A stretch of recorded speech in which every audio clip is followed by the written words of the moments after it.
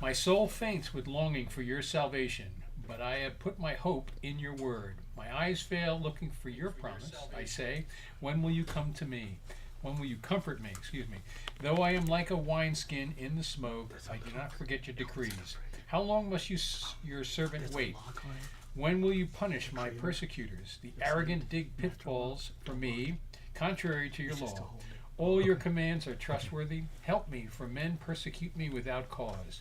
They almost wipe me from the earth, but I have not forsaken your precepts. Preserve my life according to your love, and I will obey the statutes of your mouth. There we go. Good stuff. Great, great, great. Okay, let me move my little blue thing. All right, let's see here. This goes over here. And got a couple of prayer requests. And look at, she came in almost on time today. This is like Right on 2 time. weeks in a row. It's amazing. It's amazing. Okay, I guess I'll read this first. Today is the 14th. Sergio. Oh, wait, come here. This is for you. I'll explain that later. 14th. No. It's yours. Okay. 14. Civil war erupted in the Congo, meaning Zaire, in the 1960s. And among the missionaries caught in the crossfire was William McChesney with Worldwide Evangelization Crusade. Though only 5'2" and 110 pounds, Bill had an outsized personality that radiated cheer wherever he went. His co-workers dubbed him Smiling Bill. On November 14th, 1964, suffering from malaria, Bill, 28 years old, was seized by Congolese rebels. 10 days later, he was beaten mercilessly, his clothing ripped off, and he was thrown into a filthy, crowded cell. Catholic priests gave him their garments, for he was shaking violently from malarial fever. The next day, he was dragged from the cell and killed. Before leaving for Africa, Bill had written a poem explaining his desire for overseas missions. It said, in part, I want my breakfast served at 8 with ham and eggs upon the plate. A well-broiled steak I'll eat at 1 and dine again when the day is done. I want an ultra-modern home and in each room a telephone.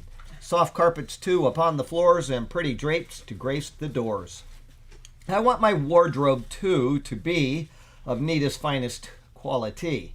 With latest style and suit and vest, why should not Christians have the best? Sounds like what we talked about last week. But then the Master I can hear in no uncertain voice, so clear. I bid you come and follow me, the lowly man of Galilee. If he be God and died for me, no sacrifice too great can be. For me, a mortal man to make, I'll do it all for Jesus' sake. Yes, I will tread the path he trod, no other way to please my God. So henceforth this my choice shall be, my choice for all eternity. You cannot be my disciple unless you carry your cross and come with me. And that's from Luke 14:27. Well, he most certainly did. Yeah, that's a fact. That's there are people out there that are willing to expend themselves for Jesus, and then there are people that are willing to go to church and hear how, I passed a church coming up 41 a day ago, and you know what the banner said on the church? We're here for you. They're not here to share the gospel. They're not here to exalt Jesus. They're not here to teach you the word. We're here for you. It's like a social community. Right. And that pleases a lot of people to read, we're here for you. And people want to go to a church like that because they see that the church is there for them. The church isn't there for us. We are the church, and we're supposed to be taking care of learning the Bible, exalting Jesus, things like that. I don't know. It's just a different perspective, and I could be wrong. If I am, please send me an email and correct me. Tom Alley is not here. I hope he's okay. We have a Lutheran small church by our house, and they've got a nice new digital marquee in front of the thing, and they have the craziest things on there. First of all, the pastors and women, and it says, "All are welcome." It's like, well, of course.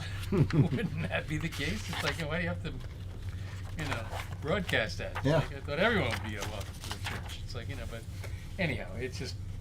Yeah, you got to wonder about the Gimmicks. sometimes there are fun signs at churches. You go online, you can see Really interesting church signs, but those are kind of cliche, and they really don't serve the purpose of what the church is there for. So anyway, that was just my thought. Yep. Got a couple prayer requests. Randy in Seattle has taken a big downturn in his battle with stage 4 pancreatic cancer. This is Andy sent me this at 3:30 this morning. Maybe it was 4:30. It was early. He's falling down and not coherent most of the day.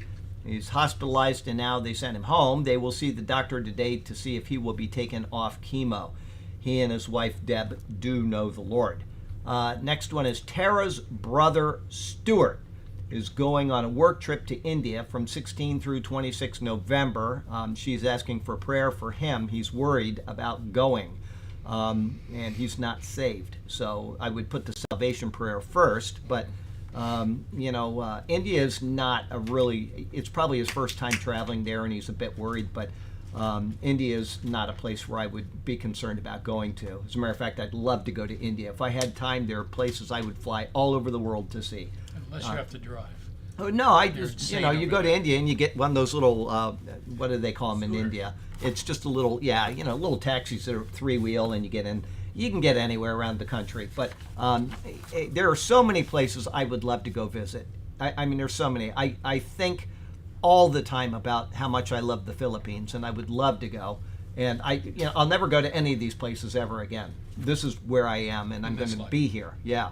But anyway, pray for Stuart. And then Tara's other brother, Timothy, had a chimney fire. I don't know if it caused health issues or he had health issues and it exacerbated them, but he's got health issues. He's also not saved. In fact, she says her whole family isn't saved. So pray for Tara's family and her 2 brothers. And then 7-month-old Dawson. I got a very long email. If you want the email, I can forward it to you so you know exactly what's going on with him. But he has RSV and pneumonia with a collapsed lung. 7-month-old child. Many other complications. And like I said, I can forward you that email, but please keep Dawson and the family in prayer. And then there's one more prayer request, which I am only going to say right now that we had a death in the church. The online members of the church, and I would ask you to watch the opening comments on Sunday concerning this. He was a person that I really, really loved, and I never met him. So I hope that you will take the time to... Didn't he come here once? No, he's never been here. No. Okay, so... where are we? Okay, well, we're in 1 Timothy chapter 6, and you can start wherever you want. Well, it's 9, and we're going to go back up to 6. All right. 6:6. Okay, so by godliness with contentment is great gain. For we brought nothing into the world, and we can take nothing out of it. 8. But if we have food and clothing, we will be content with that. 9. People who want to get rich fall into temptation and a trap, and into many foolish and harmful desires that plunge men into ruin and destruction. Okay, Heavenly Father, thank you for the chance to come into your presence and to just to share in your word. Thank you for this precious word that tells us about Jesus and instructs us in our walk with you. Lord, it's such a wonderful, wonderful gift that you have given us, and we just cherish it. And I'm so thankful for the people in the world that are willing to read your word and to share it with others and to tell the gospel to people they meet on the street. Lord, we pray for the people that were just mentioned, and I just would ask that people would remember these people in prayer during their times of physical trial or traveling, worries. The things that are laid before you, Lord, that we would remember them and to keep them in our hearts and prayers. Lord, we just thank you for every good thing that you've done for us, and we ask that this class would be one that glorifies you in return. And we thank you and we praise you in Jesus' name. Amen. You remembered. Oh yeah, I'm upset. When I heard that this person had died, I haven't taken it well. So anyway, where are we? 9. Okay. But those who desire to be rich, and like I said, it sounds just like what we talked about last week. Here we had that guy that wrote that missionary, and then we have this verse right here: those who desire to be rich fall into temptation and a snare, and into many foolish and harmful lusts, which drown men in destruction and perdition. That's a different reading. Completely different. Yet it says basically the same thing, but it's completely different reading. Paul has been speaking of our state in this life, and that we should be content with food and clothing. Now he adds in a qualifying thought on this by beginning with the word, but those who desire to be rich. Now, you have to think about those words there.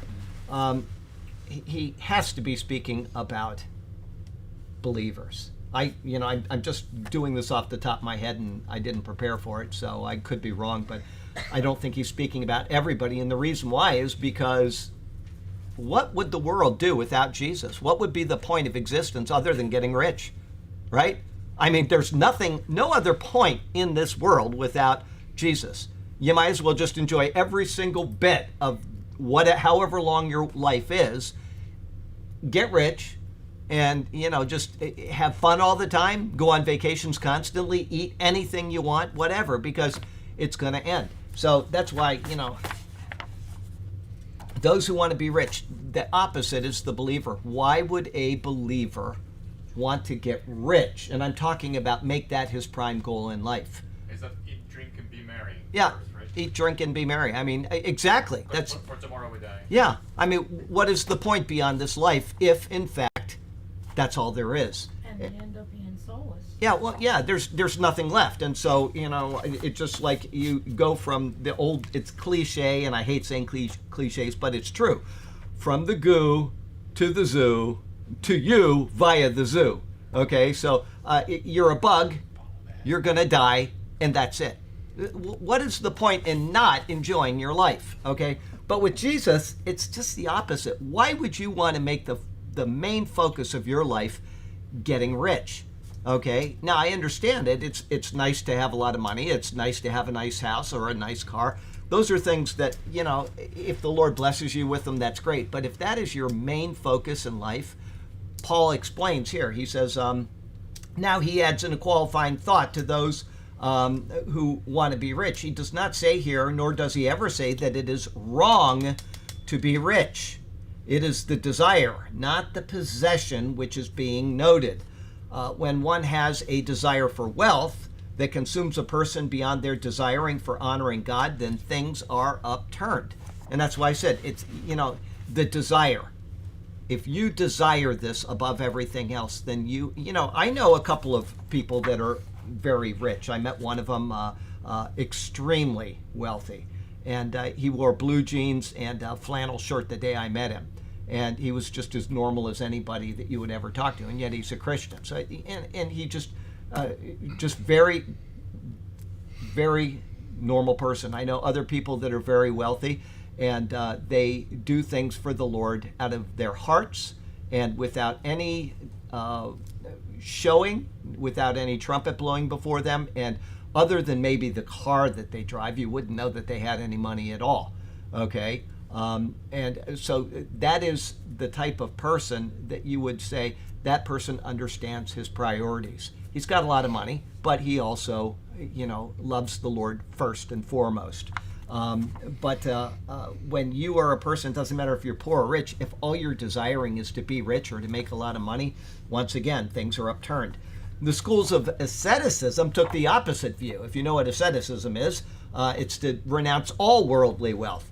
And suppose that if being rich brought about a conflict with one's relationship to God, then through a purposeful vow to poverty, one would be brought nearer to God. Once again, it's just the opposite. It's people not thinking things through. Okay? The Bible never teaches asceticism. It's not something that it is ever mentioned as something that is profitable. There are times where people would renounce certain things like the Nazirite vow, and there are abundant times in the Old Testament where the Lord talked about blessing his people, saying how that they would have abundance, they'd have so much abundance that they'd be throwing out the old while bringing in the new, okay? And he said that he would do that for his people. So there's nothing wrong with being wealthy, there's nothing wrong with having abundance or being able to have property or stones in Jerusalem being like gold and silver was of no account in the days of Solomon. It's what you do with your attitude towards those things that's wrong. And I don't even think Solomon's attitude towards a lot of wealth was the main thing that was wrong with him. It was women. But he did violate the law, precept by precept, when it says in the law, the king shall not multiply horses. And what does it say about Solomon? He multiplied horses. The king shouldn't be, lots of gold. I can't remember exactly the wording, but Solomon, precept by precept, out of Deuteronomy, the king should not, the king should not, the king should not. And then in the book of Kings, it says Solomon did, Solomon did, Solomon did. So he was wise. He was the wisest man that ever lived, and yet he did not properly use his wisdom at times, especially in his responsibilities as king. But once again, there's nothing wrong with the state of being wealthy. Hence, Solomon, the Lord even promised to make him that way. I'm going to give you these things. So asceticism is a failed system. It works. I'm going to please God by being poor. I'm going to make God happy, and I'm going to be nearer to him by doing by getting rid of all this money, which obviously God is not liking when Paul doesn't say that. He's talking about the desire, not the actual possession. Anyway, so let's see here. Asceticism, where was I? Purposeful vow. Paul's words dispel that. It is desire which is being discussed. The desire to be rich will lead a person, Paul's words, to fall into temptation. If someone looks to wealth as their heart's desire, then they will be tempted to do whatever it takes to become wealthy, even if it is not morally or legally right. And that's the main thing that we need to understand as far as wealth. A lot of the time, wealth will be will be opportune or available. What's that? Ill gain. Well, yeah, but I'm thinking it'll become opportune because it is ill gain, and it'll be like a temptation to you. I'm going to test you in this, and we'll see how you do. And the testing is not for the Lord. He knows exactly what you're going to do, okay? The testing is for you to hopefully evaluate yourself, but more than that, I think it's probably to, when you stand before the Lord will say, you know what, you were given these opportunities and you failed at them, okay? And I don't think the Lord will purposefully test you to make you fall, but it's to show you who you are as an individual. Anyway, the Lord doesn't include this in his model prayer. Instead, he said, lead us not into temptation, right? Not lead us into temptation. And Paul is saying that money and the desire for it, the lusting after it will lead you into temptation. So the one desiring wealth acts in a manner contrary to the guidelines of properly honoring God. Paul then says they will also fall into a snare. That's Paul's words, a snare. Birds and animals are caught in snares. They are tempted by something which is in the snare, and they head into danger without even realizing what lies ahead. Okay, this is what Paul is saying here, and this is what a snare is for us. It's not something that, I see that this is dangerous and I'm just going to avoid it. That is the criminal mind, okay? I'm sorry, not avoid it. Go for it. I see that that's dangerous and I'm still going to do it anyway. That is the criminal mind. That is a person that will say, it doesn't really matter the repercussions. I see what I want and I'm just going to go for it. I think I can do it. And that's not what a snare Paul is speaking about. He's speaking about something that you don't see, but it's there. It's lurking there, waiting to trap you. Okay? And that is the Christian is the one that has to be really especially careful of that, because you've got this thing that is tempting and that it may make your life easier, or it may, whatever. And you say, well, I'm going to give it a shot. And then you find out that it's the wrong thing. Okay? And often it's too late when you find out. So a snare is not something that a criminal is going to worry about. As a matter of fact, they're going to test and tempt the snare as much as they can. Okay? You know that because they go to a bank and they cut wires and they access, make fake keys or whatever it is you do to get into a bank vault. They're trying to get around that snare. They're purposely trying to do it. So that's not what that's talking about there. But this is what Paul is saying. People who are tempted by riches will find themselves entrapped without even having seen the snare, which is lying there waiting to capture them. Okay? The idea of a snare is found throughout Scripture. You'll see them all the way through it, warning God's people to be attentive and not get trapped. Women are spoken of as a snare. Money is spoken of as a snare, etc. It just goes on and on. Things that snare and entrap people. Cats are a snare. Absolutely. It doesn't say that in the Bible, though. I want to qualify that. But yes, they are. Solomon speaks about this way about men who are not attentive in the book of Ecclesiastes. Let me take you there and read you what Solomon says about that. And let's see here, Proverbs.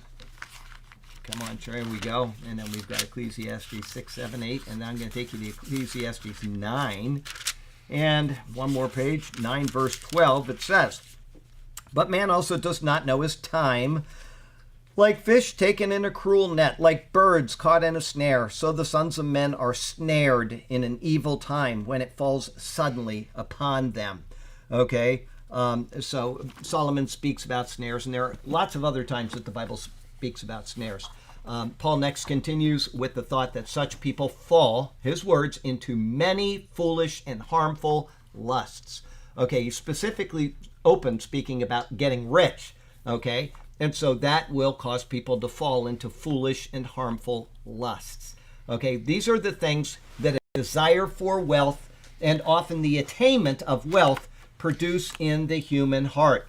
Okay, it's something that you have to be careful of. Even if you don't have wealth, the desire for being wealthy will lead you to that. And also, once you have wealth, it can lead you in the wrong path. And you have to be careful of that. Now, I know some family members, and I know some people that have a lot of money, okay? And they are the type of people that will bend over and pick up a penny if they see it. As a matter of fact, if they've got a broken back, they'll try their very best to work around the broken back to get the penny, okay?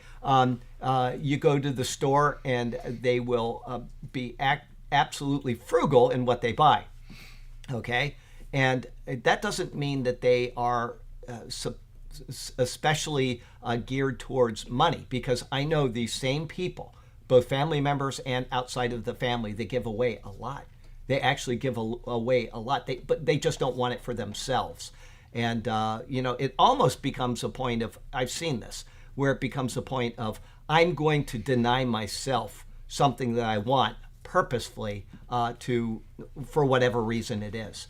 And at the same time, when somebody needs help, they'll, make sure that is met. And so you just have to be able to balance money and wealth in a way that will honor God and that will at the same time keep you from, doing the wrong thing in your own life or in your own heart or for your own benefit. And at the same time, I don't know what the answer is. But I can tell you that wealth can cause all kinds of problems in a person's life if it is not properly handled. All right, we see that all the time, all over the world, constantly. So you just have to be very, very careful if you have money, how you are going to use it, and at the same time, if you want money, be willing to work for it, be willing to not do something dishonest for it. Anyway. Let's see here. The word translated as harmful, which Paul says fall into many foolish and harmful hearts. Harmful is found only here in Scripture. It is a blabberos. It signifies something injurious, something that will harm you. Okay? With wealth often comes temptation by others to misuse that wealth. They do this so that they can benefit from the riches. Women will tempt men or vice versa because of their wealth. Those who deal in drugs will tempt the wealthy in order to drain them of their wealth. When one has an expensive sports car, they will be tempted to speed in it and drive recklessly. Now, I will tell you that is not reserved only for people with sports cars. Okay, I know people that own pickup trucks that drive a little bit fast. I won't say who, but when you have a sports car and it is made to look like a sports car, it is made to sound cool, it's made in a way, it's low, so it seems like you're going even faster when you're going a certain speed. that is conducive to you just wanting to go out and speed. And you see it all the time around Sarasota. I don't know about other parts of America, but I know in Sarasota there are Lamborghinis, and there are cars I don't even know what the names for them are. And they're these low things, and they look like, you know, the Batmobile, but maybe they're orange or gold or whatever. And you see people just running those engines at like 50,000 RPM. It's unbelievable. And it's conducive to that type of thing. But the list could go on all day as far as these type of things. A person desiring wealth, or who has attained his desire, is, Paul's words once again, he's drawn into foolish and harmful lusts, which drown men in destruction and perdition. That's Paul's words there. Foolish and harmful lusts, which drown men in destruction and perdition. I have a lot of money. Women are attracted to a lot of money. Next thing you know, I've got a lot of women that are enticing me. My wife will never know. And there's, foolish and harmful lusts, and they end up drowning him in destruction and perdition.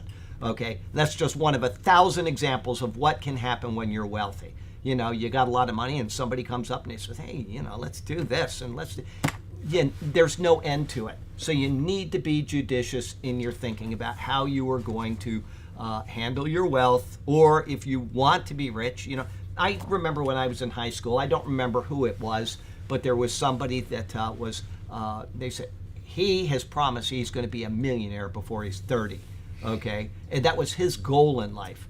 And I've always remembered that, because I don't know if he ever made it or not. If not, then he's probably living out in, a shack on Siesta Beach because he's so depressed he didn't meet his goal. Or he may have made it, and then he just continued to just spend the rest of his time making a lot of money, and that's his whole life, is making money. I just remember somebody saying that guy wants to be a millionaire before he's 30. I don't know. It just seemed like a waste of, even in high school, I thought it just doesn't seem like the kind of thing that's productive. And I wasn't thinking about spiritual things at the time. It just seemed like that's all that he has to drive him, is to have $1 million. I don't know. I didn't get it. Anyway, and once again, harmful lusts which drown men in destruction and perdition. The Greek word translated as drown is also found only here and also in Luke 5:7. It means to sink, submerge, or drown. Okay, if one thinks of something being plunged into the sea, that is the idea that well describes this. Paul's words are carefully selected to show the inevitable outcome of those who desire to attain wealth. Inevitably, they drown in destruction and perdition. Once again, that's Paul's words, destruction and perdition. The word perdition is not appropriate here. That's the New King James Version translation. That gives the thought of an eternal damnation, and that's not necessarily the case. We have Christians that are saved Christians, and they decide, I want to be wealthy, or that's what motivates them, and they get off track, and they're not going to lose their salvation over that.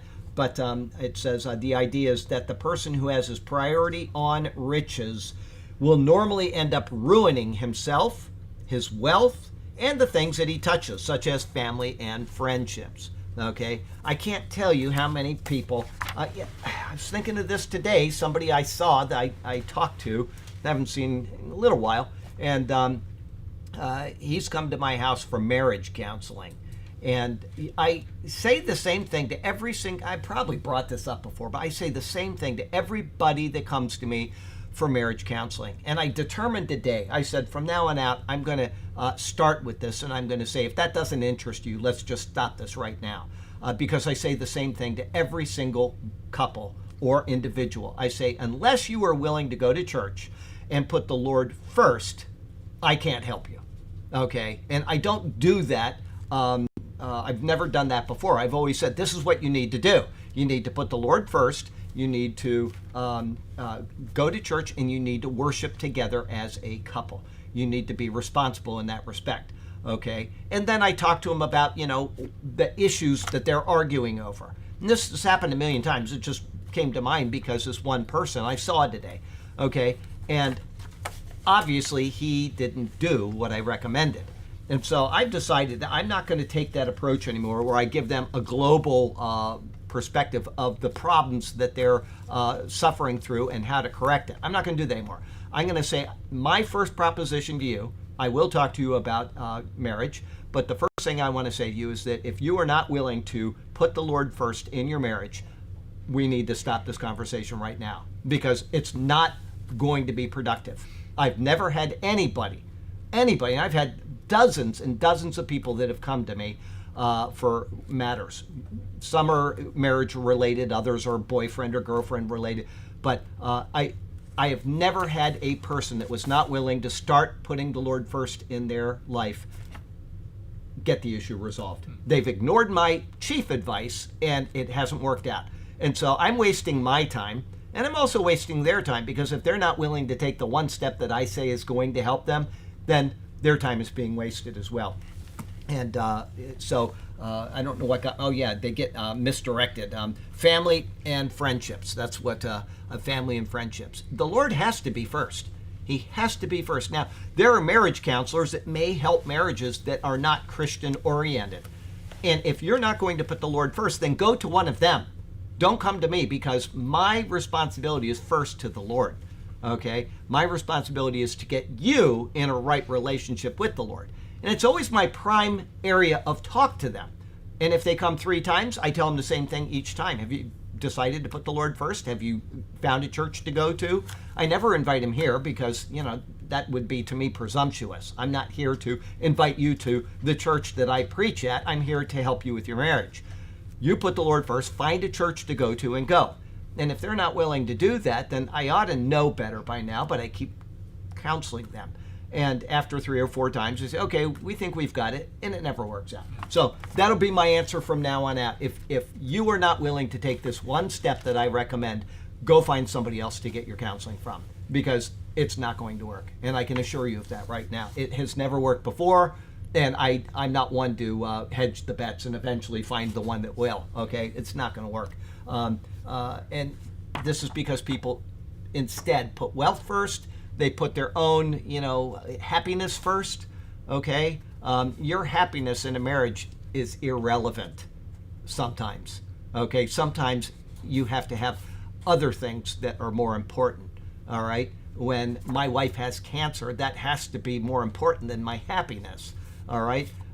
Things like that, you just have to say, this is a part of the baggage that I agreed to 40 years ago or 13 years ago or whatever. Better or worse. Yeah, for better or worse. And most people don't live by the words that they made the commitment to. And I'm not saying that I always have. I can say that she has. She has always been a faithful wife.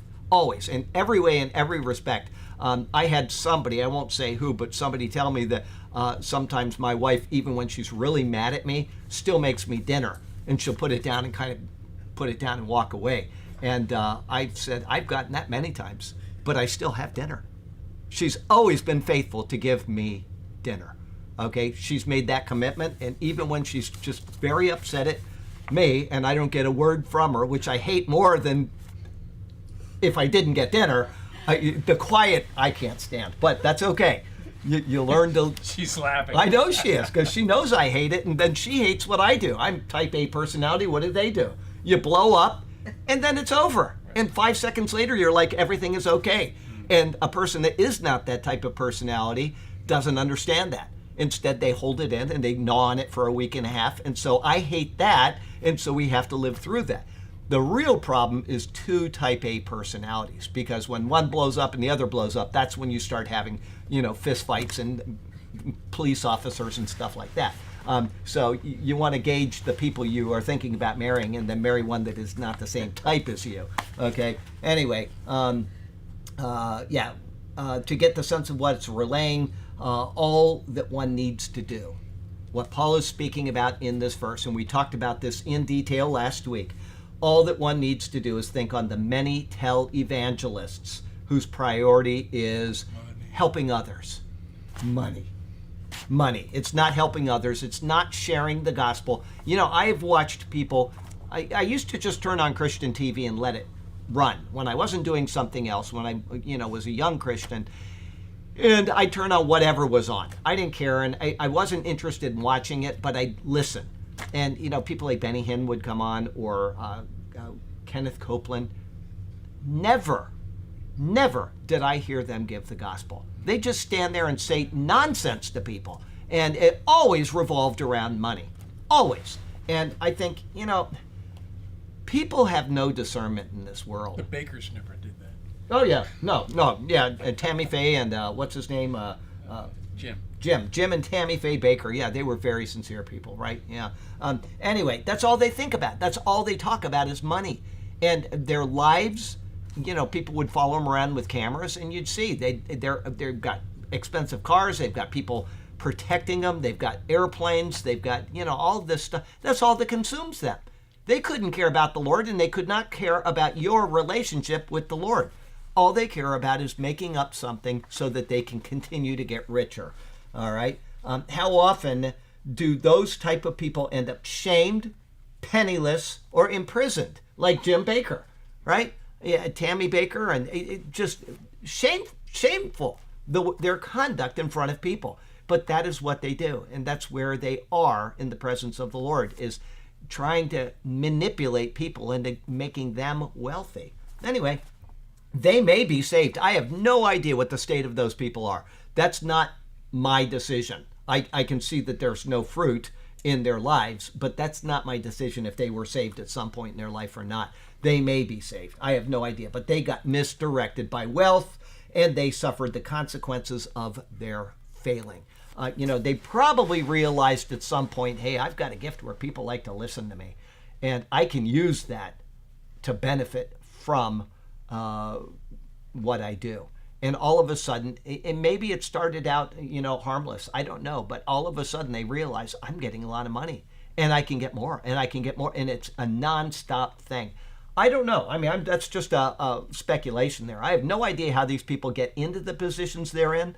I don't know how they get to the place where they are at. But that is all that you see that their lives are focused on. A lot of them push prosperity gospel. That's it, prosperity gospel. That's all it is. It's just they're telling you that you will get rich by giving them money. Yes. That's the ultimate secret of their getting wealthy, is convincing people that they too will be blessed when, and they have these I don't want to use the word cliche, but they've got these keywords that they use to convince people, like seed offering, and they'll quote Malachi, they'll quote these things from the Old Testament. They have nothing to do with sound theology, but people don't know that, and they say, oh, well, I guess I should be sending money to this guy, and off they do, and there's a lot of wealth going around, and that is a trap. And like I said, a lot of them have ended up in prison. They've ended up losing their wives. Some of them are penniless, whatever. Sad. It's a very sad situation, and Paul warns against that. If people would simply pick up this book and read it before getting into the ministry, read it and know it, and say, I am going to, like that missionary, I'm going to dedicate my life to the Lord no matter what. No matter what comes my way, He is going to be the object of my affection. That is what I'm going to do. And if somebody is willing to do that, then he has all the more success than those rich people will ever have. Ever. Okay? But I know it's not easy to figure people out sometimes, but life application: in all things, a balance is needed. There's nothing wrong with being wealthy, and so giving up all of one's goods for a life of asceticism is absolutely ridiculous. But there is nothing wrong with being rich. And so strive for wealth. And so to strive for wealth can be a hugely detrimental thing for a person to pursue. In the end, if we have our basic needs met, then with this we should be content. Okay? And Paul says that elsewhere. If I have food and clothing, with that I should be content. All right? Money is the root of all sorts of evil. What's that? I didn't say it's the root of all evil. It's the root of all sorts of evil, all kinds of evil.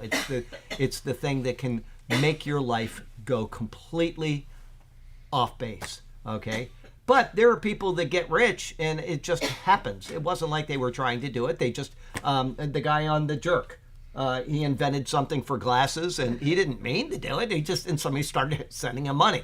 And then he didn't handle it well either. But, the point is that you can get wealthy without even trying. Or you can just be, I want to have a successful business, and money isn't the end game, but it happens to come. Okay? Things happen in life. And it's no qualifier of you as far as your relationship with the Lord that you are wealthy, and it's no negative with you if you are poor. The Lord is not concerned in the size of your bank account. That doesn't concern him this much. Okay? All he cares about is an obedient heart in whatever state you are in life. So, here we come. Yes. 610. All right, go ahead. One 610. of the top 3 abused scriptures. That's right here. It's okay. 10. For the love of money is the root of all kinds of evil. Yep. Some people eager for money have wandered from the faith and pierced themselves with many griefs and lost their salvation. No, I'm sorry, I put that in. Oh, yeah. Okay. For the love of money is a root of all kinds of evil, for which some have strayed from the faith in their greediness and pierced themselves through with many sorrows. Okay, the first clause here is widely translated. I'll give you a couple examples. For the love of money is a root of all kinds of evil. That's New King James Version. The word kinds is inserted by them. For the love of money is the root of all kinds of evil. That's the New Literal Translation. For the love of money is the root of all evil.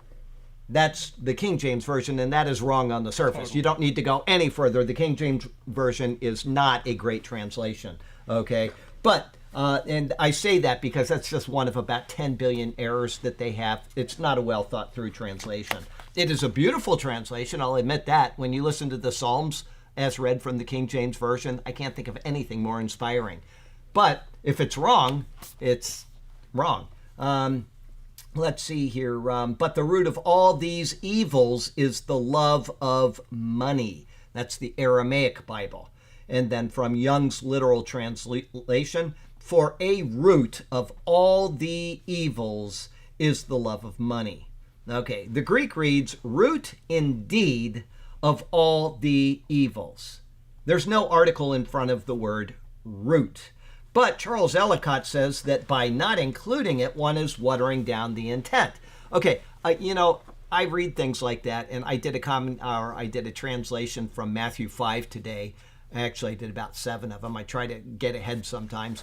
And if it doesn't have an article, I don't want to put it in there because there's a reason why it's not in there. Sometimes I would suppose the context will say that it's necessary. If I do include an article and it's not in there, I am going to put an italicize over it because I want people to know I am not adding that in. This is not in there, and it's important to not add to the Word of God. If you're going to add something in because you believe that the context demands it, then you should italicize it or do whatever. Some translations will bracket. That means that they're inserting it. Some will make it italics, and that means it's inserted. Some will do this, or they'll make it bold or whatever. You want to know how they are translating, and then once you know that, you'll know if it's in the original or not. But did the Greek have love in it? Have love? Did the Greek? Oh, I'm sure. Yeah. Well, that's just that clause there, root, and that will be coming. Okay. Let me see. It does. It's just it's the clause that I was evaluating. Right, yes. right, okay. Okay. So there's no article in front of root, but Charles Ellicott says that by not including it, one is watering down the intent. He says that the article disappears before the predicate in accordance with the well-known rule respecting subject and predicate. Okay. And so, and this isn't just Greek. This is language in general. There are times where, the subject and the predicate it will form something that either necessitates or nullifies the need for something else. Okay, and so he is arguing that is the case. Vincent's Word Studies, let me make just a really quick amendment here. I should capitalize Word and Studies. Vincent's Word Studies disagrees, saying this is incorrect because it is not the only root. Vincent's is correct. The King James Version is incorrect. The love of money is not the root of all evil. Okay? Money did not cause Satan to fall, nor did money cause man to eat the forbidden fruit. pride was the cause of those evils. Okay, so it is a root, it is not the root. Okay, everybody understand that? So Ellicott is wrong. He says we need the word the in there because, and then he gives his analysis of the Greek, which is not correct. Because if you say the love of money is the root of all kinds of evil, or all evil, then that means all evil is based on the love of money. And that's obviously not the case. Okay, that's why the King James Version put in the word kinds to go with what Ellicott said, but to qualify it by saying all kinds of evil, meaning not all evil. So why would you put in the word kinds? Just translate it with a instead of the. Anyway, you see that? Okay, but translation is not an easy thing. Okay, it is not something that you want to say. It's just not easy because I don't know. I've talked about it before, and I just ran a blank in my head about it. But it's something. There are times where I will email, and I wanted to do it on Monday, but I knew you were so busy, I didn't, and so I let it go. But I had something I really wanted you to analyze, and maybe I'll look it up and I'll send it to you if you're not busy over the next couple days. But there are some times that Sergio and I will spend, no kidding, an hour, won't we, on a single word. On a single word. He will research something, I'll research something, and then we go all over it looking for comparable passages. And a single word, we will spend an hour on sermon typing day just to make sure that we are analyzing that properly. And actually, it would be 2 hours because he's spending an hour, and we're talking back and forth. It's important, but I know Sergio's got a lot going on right now, which is pretty much every day of his life anyway, but right now it's a little more than normal, and so I thought I'm just not going to bother him. But it was something really, really complicated, and I wanted to make sure I was thinking correctly. So maybe now that I've got that on my mind, maybe I'll send it to you and just say, what do you think about this? Anyway, so pride was because of those evils. The Aramaic and Young's literal translation attribute the evils to the preceding verses. This is both interesting and probably correct. In this, they follow the logic of Charles Ellicott concerning the inclusion of the article, but they do so based on what has been said. Further, the adjective evil is plural, and so evils is correct. Okay, but most translations shy away from this, even this specificity, and they simply say that money is a root of all sorts of evil. One thing is for sure, the King James Version is wrong. R-O-N-G, they are wrong. Instead, loving money is either the root of the evils Paul has written about, which is a truth in itself, or it is a root of those evils and all sorts of other evils, which is also a truth. One way or another, the evil produced by the love of money, Paul says, is, his words, for which some have strayed from the faith in their greediness. Once again, think of the televangelists. They may, and I'm not defending them, I'm not saying they are saved or they were saved, I have no idea. I don't judge salvation in a person. That's not my place.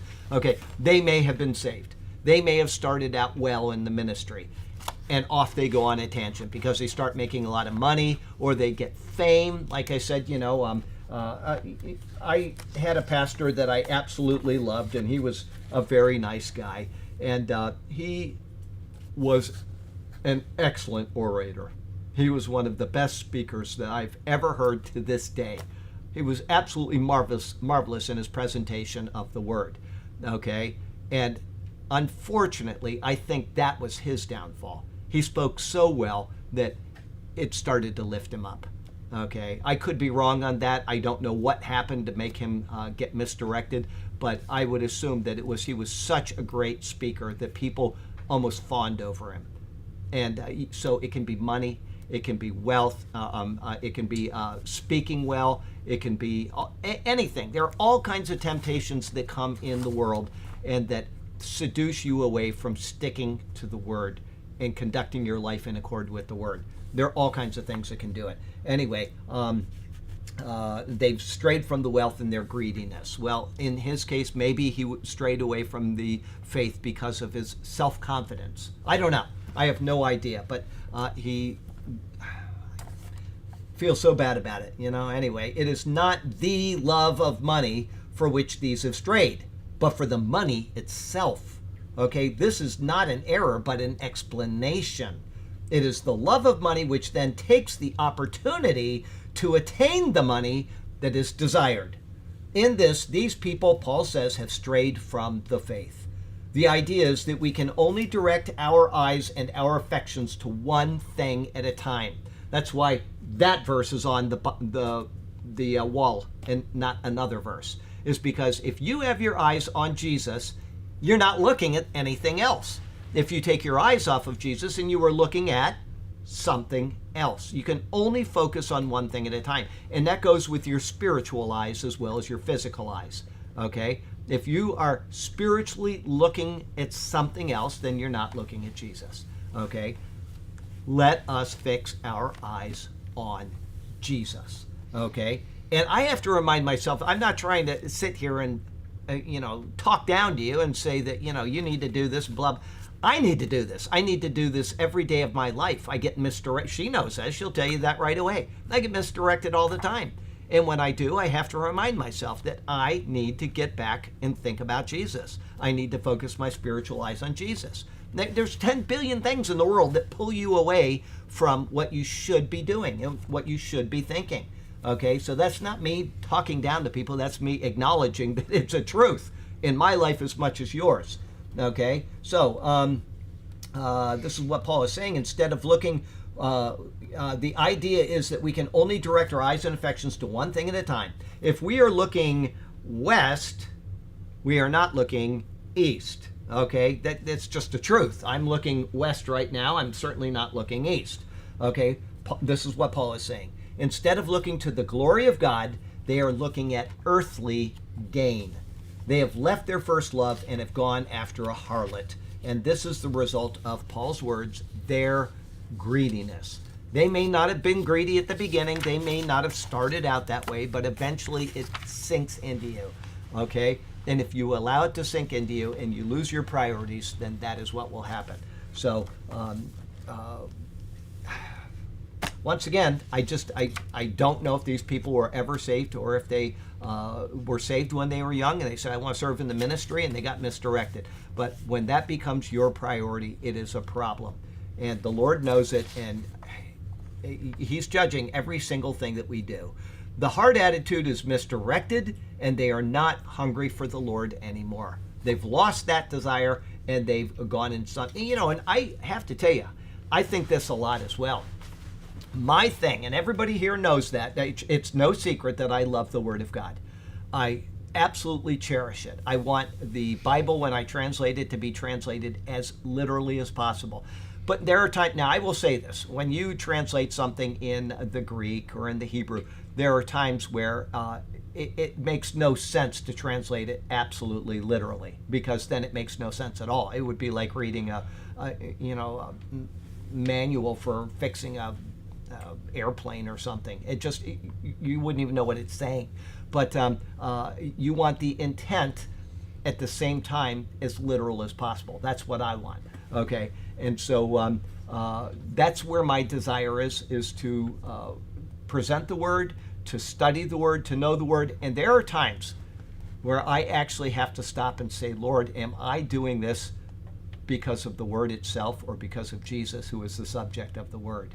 And I have to think that, am I doing this? Because you can get so involved in wanting to translate the Word properly or to evaluate it for the sermon properly that you forget what you're actually supposed to be doing is exalting Jesus. And I know that may sound crazy because the Bible tells us about Jesus, but if it becomes an exercise in my ability to perfectly portray the Word of God, then am I doing it for the glory of God? And so, once again, I watched, got me thinking about that last week, actually. Maya in the Czech Republic is posting her Bible Bites every day, and one of them was from the book of Jonah. She's going through Jonah. She's going through the Thessalonian study. She's going through Exodus, the development of the tabernacle. She does these every day. And I was watching one from Jonah. And I was listening to it and I thought, man, that is really nicely said. And yet it wasn't anything analyzing the word itself. It was speaking about the Lord extra. And I thought, sometimes I analyze things so much that maybe I'm not saying something that will actually bless somebody. I'm just filling their head with a bunch of knowledge. And so when I typed the sermon this past Monday, I tried to remember that and said, I can combine beauty with perfection of translation and analysis. And I'd kind of forgotten that because, I don't know what made me think that, but sometimes if you just want something presented perfectly, it may not be beautiful. Okay? And so there you go. You want to make sure that everything you do is glorifying of the Lord. And that includes presenting beautiful words that will build people up in their understanding of the Lord. Okay, the heart attitude is misdirected. They're not hungry for the Lord. Instead, they are greedy for gold. As a result, Paul then says that they have, his words, pierced themselves through with many sorrows. The word peripero, translated as pierced, is found only here in the Bible. It is used when putting meat on a spit and thus signifies to wound deeply. Okay, peri, I think, is around, and then pero is probably to pierce it. And so you're taking the meat and putting on a spit. The meat is around the piercing, okay? And thus it means to wound deeply. The people Paul is speaking of, I guess I should say the people Paul, yes, the people Paul is speaking of are real people that he is describing to Timothy.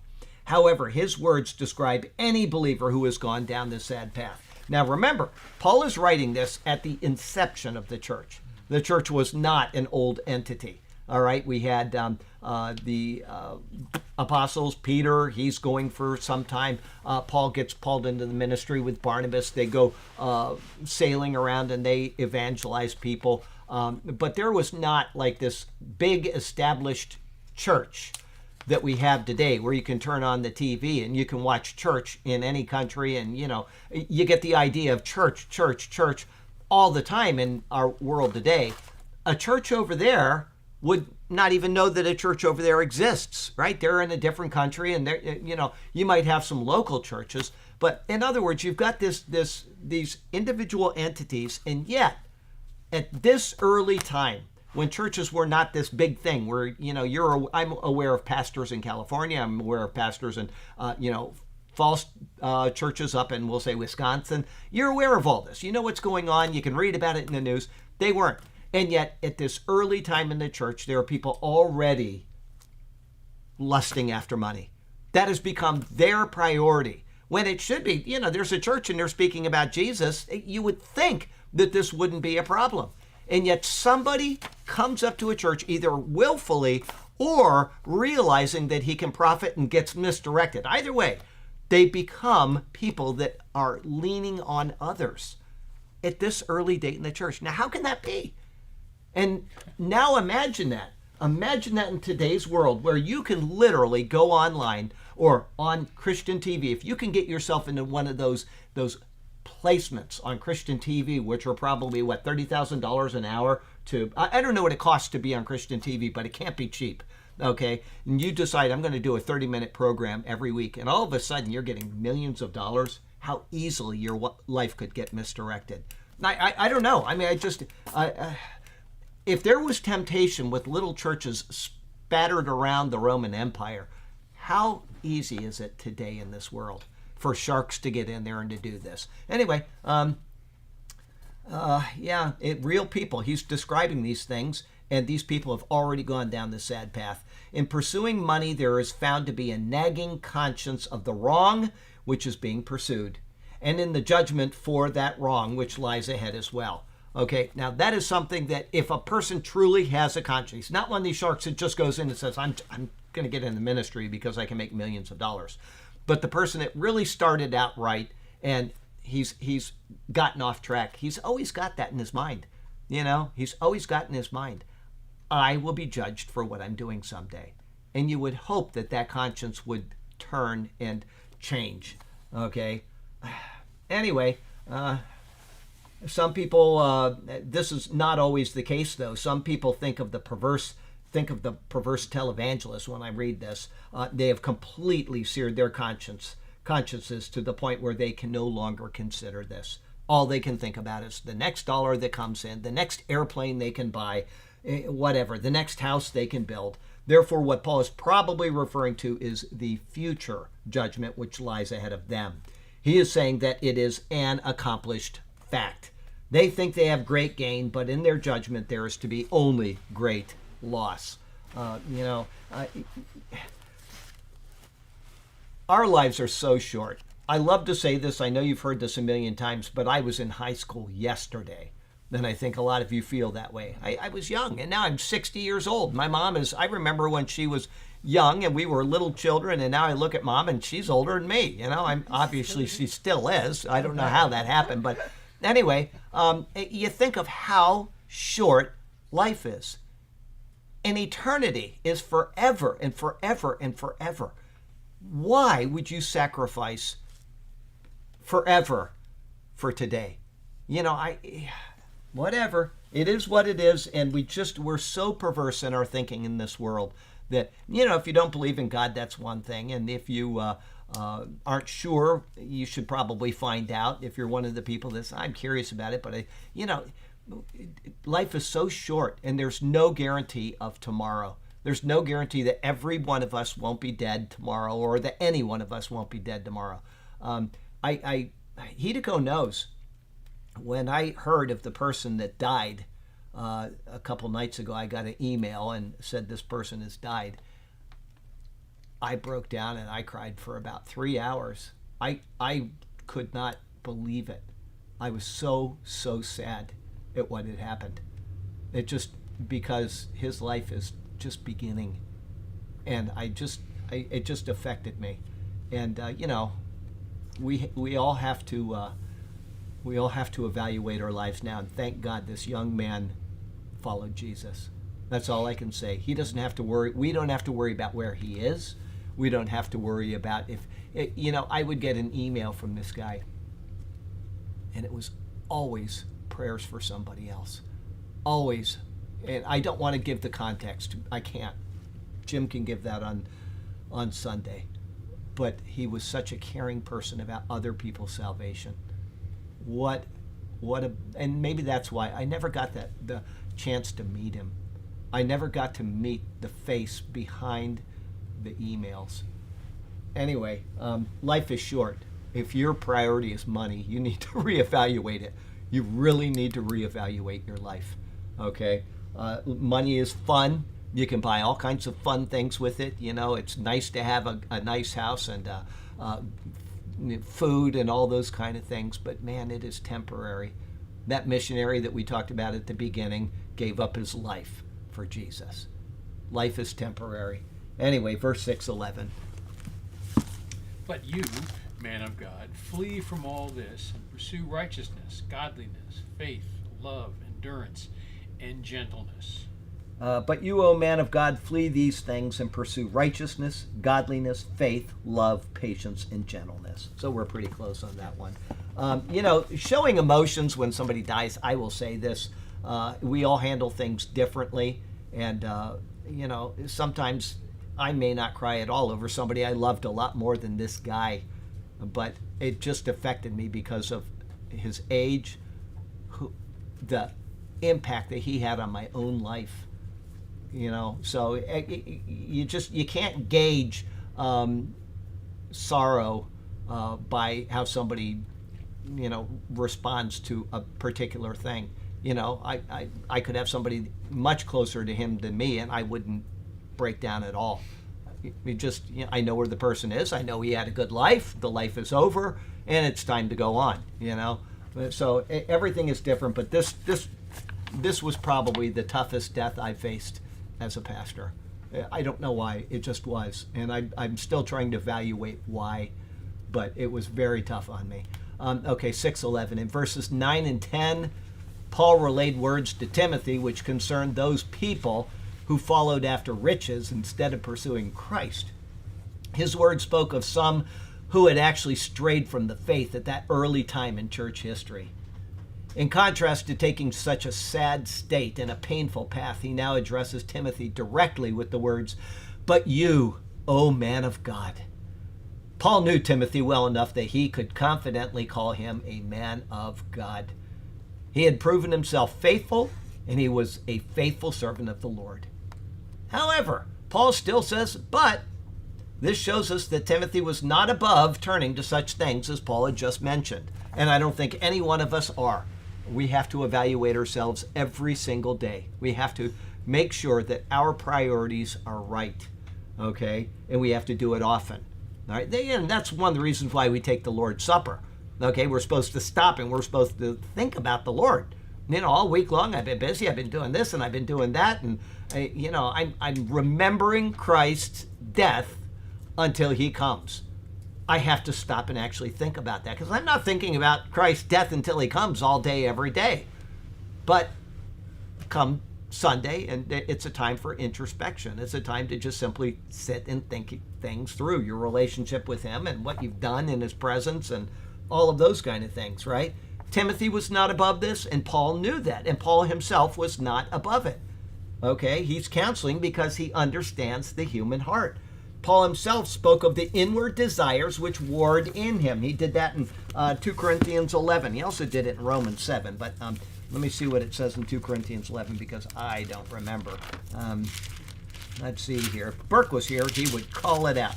You know, that's one that I miss Burke, and I was affected by Burke's death, but it didn't affect me in the same way as this young man. Okay, everything is different. We all have things that affect us differently, and I just am trying to evaluate this one, and I'm not really able to do it at this point. Who is weak and I am not weak? Who is made to stumble and I do not burn? And then they add in the words with indignation, which may or may not be correct. Anyway, Romans 7. Let me take you there and just read you what he says there, because he struggled. Paul was a guy that struggled. He said, this will take a minute to get through this, but it's great words. I find a law that evil is present with me. This is Paul writing. He's the apostle. He's seen Jesus. All right? He knows exactly what the score is. And yet, he says, there's evil present with me, the one who wills to do good. He does. He wills to do good. This is Paul. And he's speaking in general about anybody. Okay? For I delight in the law of God according to the inward man. He's not talking about the law of Moses. He's talking about the relationship, the law that is established, whatever law it is. Think of Adam. He was given a law, all right, the law of God according to the inward man. But I see another law in my members, warring against the law of my mind and bringing me into captivity to the law of sin, which is in my members. It could be sexual. It could be, well, we're talking about money here. It could be power. It could be whatever. He's got this thing going on inside of him. And he's struggling with it. I've got this that I want to do. I've got this that is warring against me. He even explains it a little more back in verse 16 through 20. He's talking about, I want to do good. I can't do, he's back and forth. And then he says, "O wretched man that I am, who will deliver me from this body of death?" It's a body of death because we have law, and law brings about sin. Sin brings about death. Okay, I thank God through Jesus Christ our Lord. So then with the mind I serve the law of God, but with the flesh, the law of sin.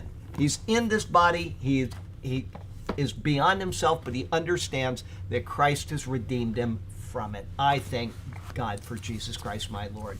Okay, Paul struggled. He understood. He could not have written those words. Even if he was giving a general example for you and me, he could not have written those words unless he went through them as well. He would have no referent in order to give us those words. But he understood the situation. And so he's writing that he is prone to the same weaknesses that you and I are. And he's telling Timothy, you better watch out as well. Okay? Paul knew Timothy well enough that he could confidently call him a man of God. He had proven himself faithful, but, okay, there was nothing super spiritual about these men of God, and they were not above falling into temptation. Okay, too often, and I've seen this in sermons, I've seen it in Bible studies where people put these guys way up here on this pedestal and say, boy, I wish I was like these guys. Or you hear that kind of talking going on. They weren't. They were just like you and me. Exactly. The only difference is that they had seen Jesus. And so they're probably more guilty when they do fall. Look at Peter. I mean, look at Peter, who saw the Lord. He wasn't yet crucified, so we could give him a pass when he denied the Lord, when Jesus was alive. I don't know him. He said it 3 times. You could almost give him a pass, right? But then he saw Jesus raised. He saw Jesus ascend into heaven. I mean, there's no doubt that Peter knew who Jesus was. And then what did he do in Galatia when the Judaizers came around? He withdrew from the brethren. That is a giant failure. That is a giant failure. There's no excuse for that. He had seen Jesus resurrected. He had seen Jesus ascend into heaven. I mean, that's a handful of people in human history have seen those things. He saw it and he failed. And Paul had to call him out on it. Okay, I'm not getting down on Peter. I'm saying that if Peter is susceptible, somebody that had seen the greatest thing ever to happen in all of human history, to witness it with his own eyes and then to fall, it means that you and I are not above falling. That's the point. Not picking on Peter. It's just the Bible recorded it so that we can see exactly how fallible you and I are as human beings, okay? This is the reason for the warning and the admonition now given. Paul tells Timothy to flee these things. Those things that are harmful to a right walk with the Lord, meaning those things which he had just described concerning loving money and pursuing worldly wealth were to be fled from. Fleeing is an active action. It's not something passive. When there's something coming at you, you flee. Okay, I was watching a Mail Online. I couldn't believe they actually showed it. Usually when you go to Mail Online and they have a video where somebody gets shot, they stop it right when the gun comes up, before the person gets shot. But they had somebody walking along with headphones on. And she's in Russia, I think it was. And she's just walking along, and because she has headphones on, she doesn't know a train is coming. And it just plowed right over her. Blah, blah, blah, blah, blah, right? And what was my point there? Oh, if she wasn't wearing those, or if she looked, what would she have done? She would have fled. She would have actively gotten out of the way of the harm. And she didn't. I could not believe that they didn't cut that out. They always do. But down she went, and she just disappeared under the train. Okay, fleeing is an active action. It's something that we do when we know that something is wrong, something is dangerous. Okay, Timothy wasn't simply told to not pursue those things. He wasn't told that. He was told to flee from them. Run away from those type of things. He was to put a distance between himself and such things and to continue to increase that distance at all times. And while fleeing from those things, the same time he is instructed to pursue righteousness. You don't just do one thing. While you're doing one thing, you're also doing another. You're fleeing from that, you're pursuing righteousness. Due to it, what do they call it? Multitasking. So Paul is asking Timothy to multitask. Flee from these things and pursue righteousness. You can do both at the same time.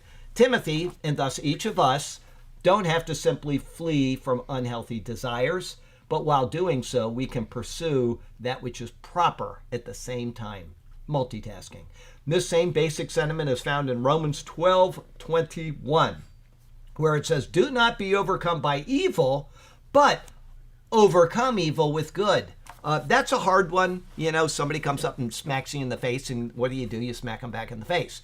All right. I translated that verse within the past week, where somebody strikes you on the right. I think it was this morning. Anyway, then you give them your left. Right.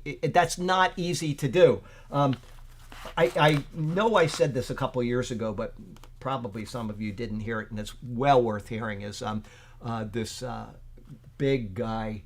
He was a boxer, and he became a Christian, and somebody wanted to test him, and so he went up to the door, and he Foreman? No, this isn't real. He went up to the door and he said, "I understand you're a Christian. Well, prove it." And he says, "Well, how do I prove it?" And the guy just smacked him right in the face. he turned his cheek to the other side, and the guy went and smacked him a second time, and he said, "What do you think about that?" Smacked him one more time, and he says, "I have no more instruction from the Lord," and he beat him up. So, yeah, he says, turn your cheek, Anyway, after the second one, there's no more instruction. So, anyway, yeah, we're all tempted to be overcome by evil. That's the point. It was a funny joke. I know I don't give jokes they're just due. I've got a brother that knows every joke he's ever heard in his entire life, and he can say it well. I'm not like that. Okay. The only joke I can consistently remember, I've never forgotten this one. It's the funniest joke I've ever heard. And you've heard it, so don't answer it. He may have heard it. I don't know if anybody else has. How do you top a car? Top. How do you top a car? Tap on the brakes, stupid. So a joke I can remember. I have heard that, but Yeah, it was years ago. I told you at the projects. That was years ago. So a joke I can remember. Tap on the brake, stupid. All right. I know that was a dumb joke, but it's the only one that sticks. Okay, so let's see here. Where are we? 12:21, don't be overcome by evil. In pursuing righteousness, the desires of worldly gain will be lessened. One overcomes the other. Okay, if you're doing one thing, it'll overcome the other. All right. The righteousness that Paul speaks of is that which God is the source. Okay, you can be righteous in various ways, but if God is not the source, then it is not the kind of biblical righteousness it's speaking of. It is a divine righteousness, which comes with the approval of God as one pursues it. All right. Along with this, Paul tells him to pursue godliness. This is the inner response. This is Helps Word Studies definition. Godliness is the inner response to the things of God, which shows itself in godly piety. That is godliness. It is a godly response of the heart to those things that God is pleased with. Okay, if he's happy with it and you're responding that way, then that is godliness. Likewise, Timothy is instructed to pursue faith. The word signifies being persuaded. It is not the same as belief, but the two are similar. Hebrews 11:1 says that faith is the substance of things hoped for, the evidence of things not seen. This is something that Timothy is charged to pursue, faith, and it is something that every believer is to pursue as well. Okay, next Paul adds in love. The word signifies love which is centered in moral preference. In this case, Paul is certainly referring to divine love. In pursuing this, the believer will then be able to live out that which is attained through pursuit. To understand what this means, Paul's words of 1 Corinthians 13 should be referred to. Very short chapter. I suppose that's probably the most read passage in all of the weddings I've ever done, is 1 Corinthians 13. Love never fails and all that. Wonderful passage. Most people, when I send that to them, say, please include that. I let them write their own vows. I'll send them, boilerplates of 15 or 20 different weddings, and they can pick and choose what they want. They can write their own. They can, whatever. But most people, when I send that to them, say, I want that in my wedding. It's a really beautiful passage. So go read that tonight. Following love, Paul instructs him to pursue patience. The word signifies endurance and steadfastness. This is especially as God makes it possible for the believer to endure those challenges which are allotted to us in this life. Paul has noted Timothy's infirmity already way back in 1 Timothy 5 verse 20. Was it 5:23? Yes, 5:23. He gave him advice concerning it, which was, what was the advice? Drink a little wine for your, right, okay, so where is it? He gave him advice concerning it, but here he adds to that saying, and indeed any challenge, by telling Timothy to pursue endurance in and through such things. Don't just get to the end, go through it. Get yourself all the way through. And finally, Paul notes gentleness. The word signifies meekness, which expresses power with reserve and gentleness. That's Helps Word Studies definition, not mine. Timothy is in a position of authority, and yet he is to wield that authority in a meek and gentle manner. Okay, and I suppose that's not always the easiest thing to do because you get all kinds of people in a church, and some are overbearing, and some are. But you're supposed to have a meek and gentle manner towards the people. Okay. Have to think about where I fail in that. Reading these things convicts me every time. So anyway, am I being meek and gentle when I respond in emails and stuff? Whatever. I have to really consider that. Where he could be severe, he should consider being mild. Okay, so you can choose how you're going to address an issue, and sometimes being severe is necessary, but sometimes maybe being mild is the better path. I don't know. I was talking to a lot of people, these insurance people, and you got insurance for. In Florida, you've got 3 different insurances for every house. You've got flood, you've got wind, and you've got home.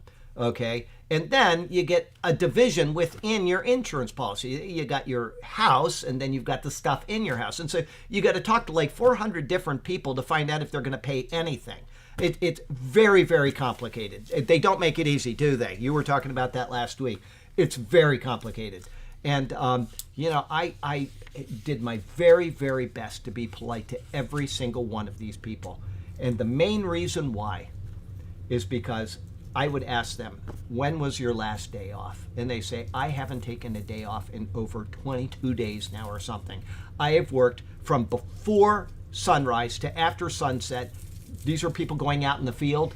And then when I get home, I have to work till 11 or 12 o'clock at night doing the paperwork for what I have been doing. These people have been nonstop. They don't need more people giving them grief. They've already got enough of that. And so I tried, and the people I talked to on the telephone, same thing. How long have you been working? I don't remember the last day I've had off. I've worked 7 days a week. I've been at this phone all day, every day. And when you get done, they always say, thank you for not yelling at me. I mean, you hear that again and again. They must cherish people that aren't going to yell at them. There's no point in it. But, you're upset, they're upset, your whole world is upside down. And so, they understand that. Most of these people have been very, very kind, even, I'm sure, with the upset people. But, there's no point. If you can be nice to them, you do. And it's so nice. They'll see my email. What's your email? And I'll give it to them, and they'll say, oh, you're a Christian. And you immediately start talking about Jesus. And I love that. There's so many Christians still in this world. Paul's words to Timothy are to keep him on the right path and to keep him from desiring that which is unhealthy and unproductive in his life as a minister, a man, and a servant of the Lord Jesus Christ. Life application. We'll be done 6:12 next week. Time to top. What's that? Time to top. Time to top. Yes, time to top. Life application though Timothy was in a position of authority in the church, the same words of this verse can and should be applied to our own lives as we live in the presence of the Lord. In pursuing these noble things, we will be restrained from pursuing that which is contrary to what God would desire for us. Okay? That's what we should be doing. We should be fixing our eyes on Jesus and pursuing righteousness, fleeing from that which is wrong. And, if he is writing this to Timothy, because Timothy is a pastor, even though this is a pastoral epistle, what is Timothy supposed to counsel his people? The same. The same thing. So this applies to us as much as it applies to Timothy in that respect. So remember the people that we asked to pray for. We got a 7-month-old child, Dawson, with pneumonia. Please pray for that child as well, and all the other people I mentioned. And just difficult times for people in the world. I better not forget this because somebody isn't here tonight. I give it to them on Saturday, so I'll put that on top. Pursue Jesus. Heavenly Father, it is so good to be in your presence. It is so good, but it can be terrifying when we forget our priority and we get misdirected, Lord, and we find out that we're lusting after money. We're doing things we shouldn't be doing. Lord, we're all prone to this. None of us are immune to it, and that's why these warnings are in your word. So, Lord, better to keep us poor and humble than to allow us to be rich and then to get misdirected. If you do give us wealth, if you do give us power or position or great ability, help us to maintain it. And if you see that that will not be the case, please don't give it to us so that we will not dishonor you with our lives. Help it to be so in our lives, Lord, that we will always glorify you, whatever our state is. We thank you. We thank you that we know you hear us and you will respond according to your wisdom. Thank you for that, and we praise you in Jesus' name. Amen. Oh boy, oh boy. Okay, let me pick these up. I'll go take this and we'll say goodbye to the folks online. Whoops. Folks. And the folks online. Ow! Oh, ow! I'm getting old. Oh. Okay, let's push this button here. Break. Watch your toes, Earl. All right. Wow. A couple people already walked out, but here we go. Have a great weekend. We love you guys, and hope to see you here Sunday. Sunday, be here, be square. We love you. Bye bye. Be there or else, because we don't take any of that not being there stuff. You want to do that not being there stuff, you can go somewhere else, because that's where we're not being there. Somewhere. No, he just came before because Thorn and Faith were at our place, and then I followed them, of course. When's your meeting? Somewhere. Just an FYI, Charlie. What's that? Just an FYI, I wasn't drinking beer during Bible.